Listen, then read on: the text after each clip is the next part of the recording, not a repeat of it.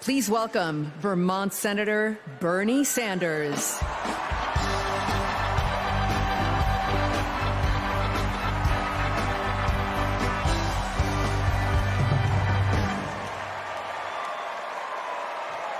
Thank you. Thank you. My fellow Americans, it is an honor to be with you tonight because we're laying the groundwork for Kamala Harris to become our next president. And let me tell you why that is so important. I want you all to remember where we were 3.5 years ago. We were in the midst of the worst public health crisis in 100 years and the worst economic downturn since the Great Depression. 3,000 Americans were dying every day, and our hospitals were overwhelmed with COVID patients. All across the country, businesses were shutting down. Unemployment was soaring. Workers were losing their health insurance. Schools were closing. State and city budgets were running out of money. People were being evicted from their homes.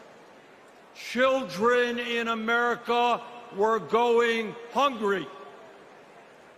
That was the reality the Biden-Harris administration faced as they entered the Oval Office.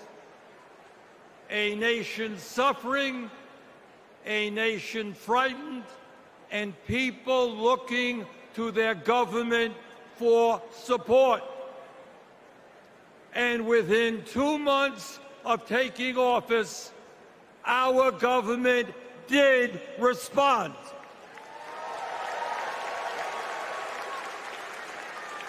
We passed the American Rescue Plan, which provided $1,400 for every man, woman, and child in the working class. We extended and expanded benefits for the unemployed. We provided emergency assistance for small businesses to stay open.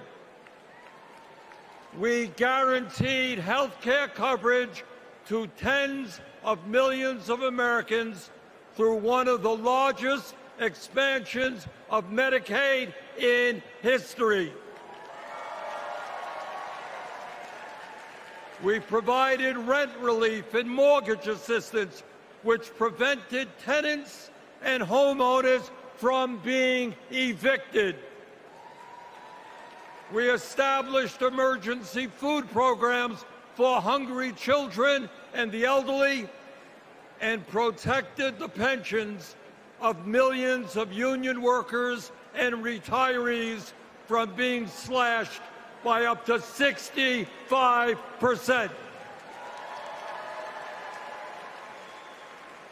Oh, and by the way, we cut childhood poverty by over 40% through an expanded child tax credit. Thank you, President Biden. Thank you, Vice President Harris. Thank you, Democratic Congress.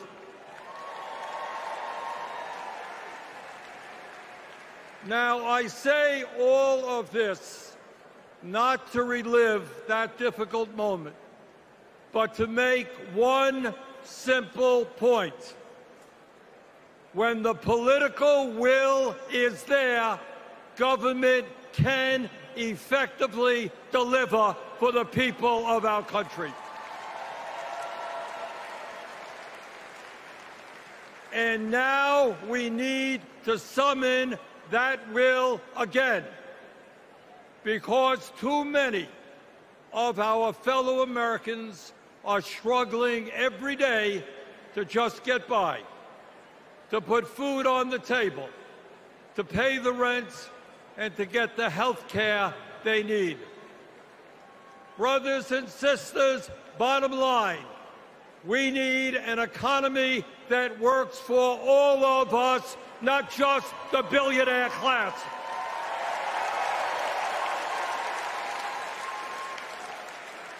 My fellow Americans, when 60% of our people live paycheck to paycheck, the top 1% have never, ever had it so good.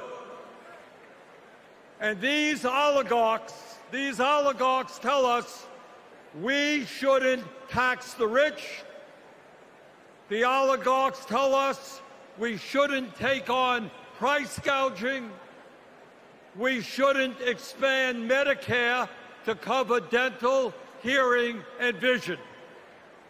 And we shouldn't increase Social Security benefits for struggling seniors. Well, I've got some bad news for them.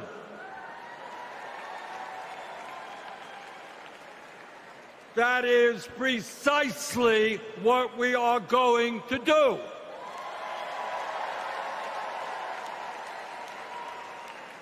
And we're going to win this struggle because this is precisely what the American people want from their government.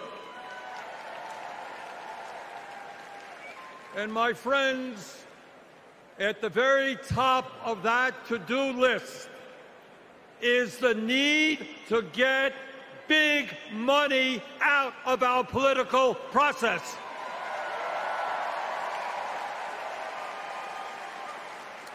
Billionaires in both parties should not be able to buy elections, including primary elections.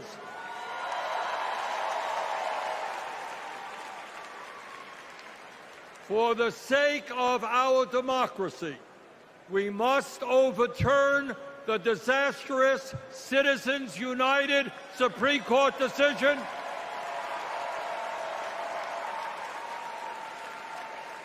and move toward public funding of elections.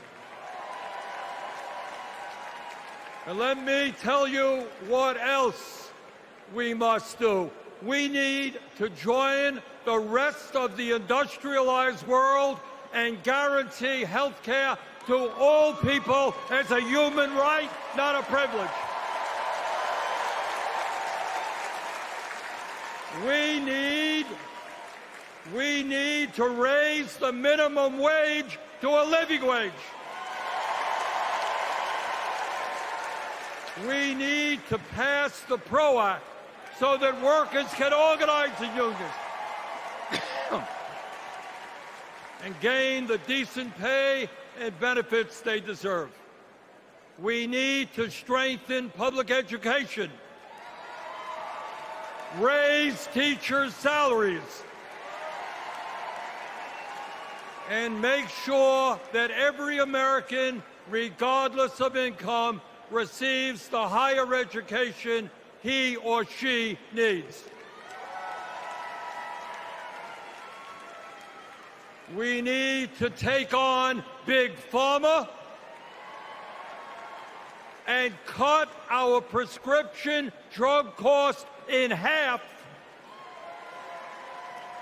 so that we no longer pay any more than other countries. Joe and Kamala made sure that no senior in America pays over $35 a month for insulin. We need to make sure that reality is true for every American. I look forward to working with Kamala and Tim to pass this agenda. And let us be very clear. This is not a radical agenda. But let me tell you what a radical agenda is. And that is Trump's Project 2025. At a time of massive income and wealth inequality, giving more tax breaks to billionaires is radical. Putting forth budgets to cut Social Security, Medicare, and Medicaid is radical. Letting polluters destroy our planet is radical. And my friends, we won't let that happen.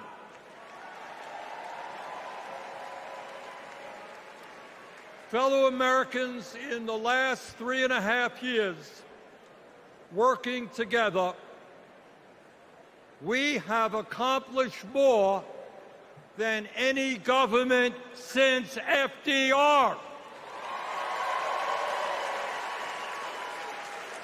But much, much more remains to be done. We must summon the courage to stand up to wealth and power and deliver justice for people at home and abroad. Abroad, we must end this horrific war in Gaza.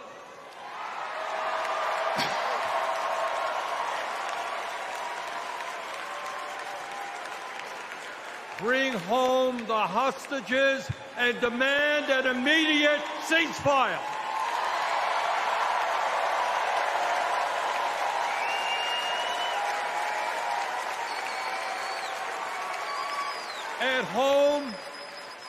At home right here, we must take on big pharma, big oil, big ag, big tech, and all the other corporate monopolists whose greed is denying progress for working people. On November 5th, let us elect Kamala Harris as our president, and let us go forward to create the nation we know we can become. Thank you all very much.